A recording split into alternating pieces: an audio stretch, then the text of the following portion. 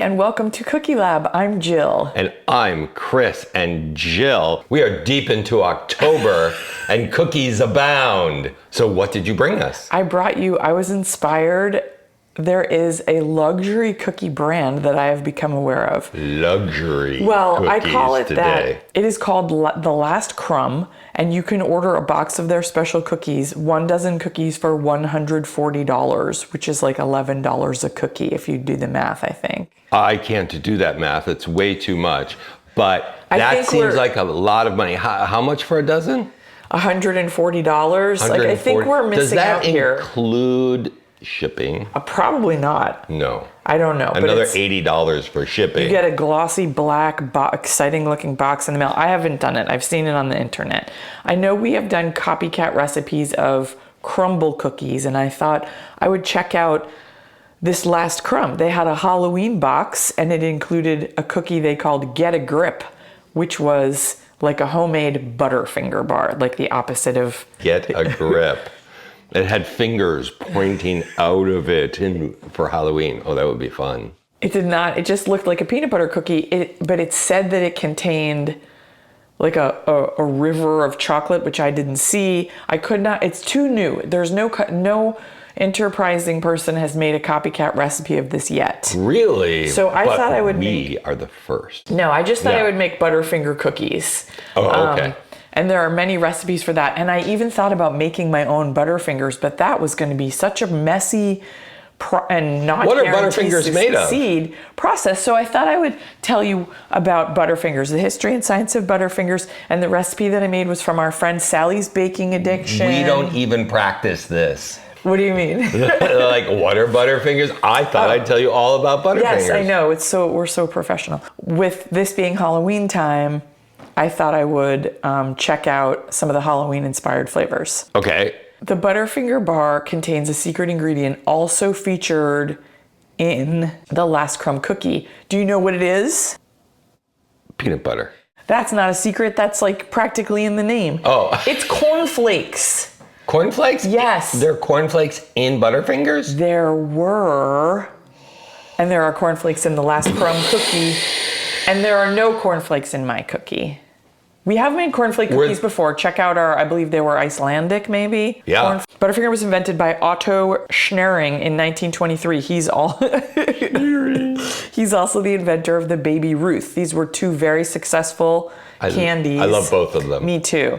Butterfinger was named in a contest with the public, and it refers to baseball players. If they dropped a ball. This is like in the 1930s. Okay. We have so much to do. We're not doing Baby Ruth today, but I agree. There's a baseball vibe there. Yeah. Okay, and so one of the promotional things that they did, and Butterfinger has a long history of fun advertising, was he was dropping the candy bars from airplanes.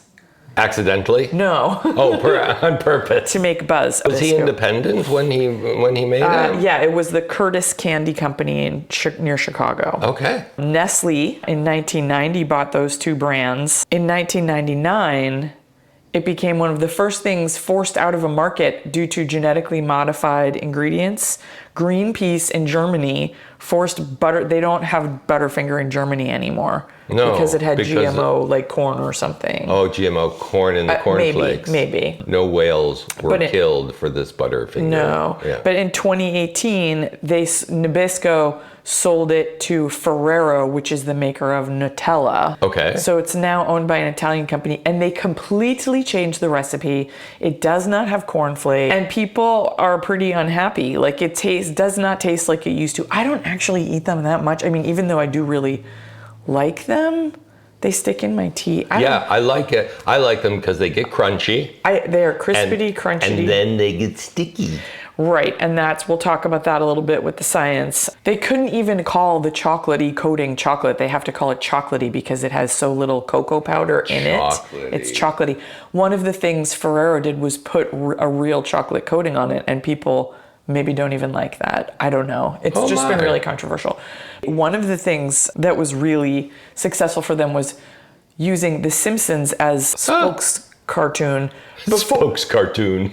When The Simpsons rocketed to popularity, Butterfinger experienced a boost. They also do wacky, like, April Fool's things. One time they announced that they were changing the name of the candy to just the finger. Give your loved one the finger for Valentine's Day. Something like that. So like I said, it was going to be way too messy. So what I did was chop up 8 fun-sized Butterfingers per Sally's Baking Edition. And I made this cookie. It's very basic. It just has white sugar, Mighty Licious flour, an egg, no vanilla, a little bit of salt, a little bit of baking soda. And I'm assuming that the flavor is going to come from the chopped up Butterfingers. Okay. Do you want to try it? Willing and ready to try a cookie. Let's eat it. Nice air pockets. It looked soft and pliable, and there's big, bunchy chunks of something. Butterfinger bars. Mm-hmm. There's no peanut butter in this cookie? No. It tastes like peanut butter with crunchies that are not cornflakes. That's nice. Sally says this is one of her most requested recipes, so I thought it was worth a try rather than inventing the wheel. A nice yard on the bottom. Was it an easy cookie to make? So easy. Oh, easy. I think the hardest part is planning your days and knowing that you're going to want room temperature salted butter in this case. That's just room temperature butter. cooking. Yeah. The thing that threw me was that this called for salted. I almost always bake with unsalted. Next week, a reminder tip on if your butter is not softened. And butter can be left out on your counter all the time. I just leave it out. What are your thoughts? Would you? I love it.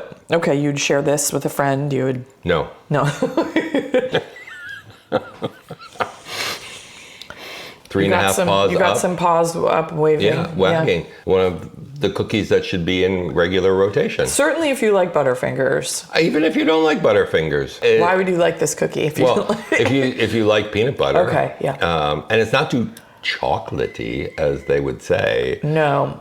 Oh, here's another thing. Controversy. Melted candy corn. If you're going to make Butterfingers at home, homemade Butterfingers, you melt candy corn, which is a controversial ingredient. Oh my God. Do you want us to make Butterfingers at home? Yes, viewers, tell us. And we might. Because I have my annual bag of candy corn at home for consumption. So you would mix up the peanut butter in there, and then flash cooling is kind of the scientific lesson we would take, which is when you take something quite hot and then you would pour it on this cool surface. In the Butterfinger factory, it's the hot melted stuff is poured into a big metal metal chamber, and so it cools the stuff down quickly and you get some air bubbles. Okay. But also, if you were making a homemade one, you would be doing the laminating like we did with puff pastry when I made the feuilletine, the elephant ear cookies.